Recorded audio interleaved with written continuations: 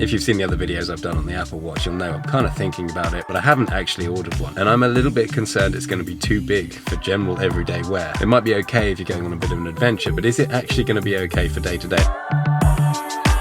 Is it going to snag on my clothes and stuff all the time? Is it just going to be feeling way too big? So I'm going to try and try it on in the shop. So I've got the 44mm Series 5 that I'm going to try and compare it with, and hopefully we can get an idea of just how much bigger it is.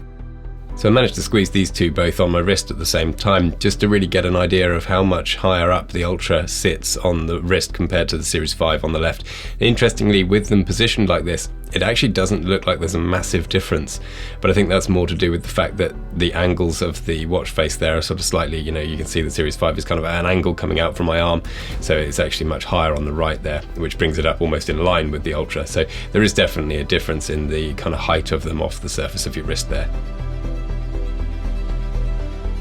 I think people get a bit hung up on the actual size, the dimensions difference here, but I think the biggest thing is actually because the glass is flat.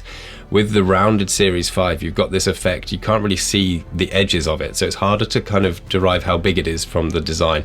Whereas with the Ultra, there's really no hiding it. That flat expanse of glass on the top gives you a real hint visually as to the actual size of it. And I think the smooth rounded design of the Series 5 was very deliberately done in a way as to diminish its size with the use of those rounded corners. And I think Apple have done that with a lot of their devices, things like the laptops. They always had the rounded corners on the base, so that when you look across the edge of it, you're not actually aware of its full dimensions. I'll put my wrist measurement on the screen so you've got a bit of a reference point here to see how big it looks. I've got very thin wrists. I think it looks okay. It does look quite big, but I think it's just going to be something you get used to. I came out of the shop actually feeling really quite happy about it. It didn't really put me off, the fact that it was that bit bigger. I felt very quickly that I would just get used to it, and that would be the size of the watch. Interestingly, in some videos I've seen that silver finish looks really bright, but in reality to me, and in the shot here, it does look much more muted, especially paired with that green. It kind of looks more like you'd expect titanium to look rather than the silver anodized aluminium that we've seen on these before.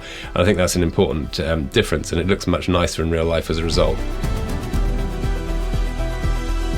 When you look at it sort of this casual setting in the distance, it doesn't stand out too much. If you're a little bit of an EDC enthusiast like me and you like to really consider the things that you carry with you every day, watch this video next, because we go into some interesting discussion about how the Ultra kind of fits into EDC philosophy.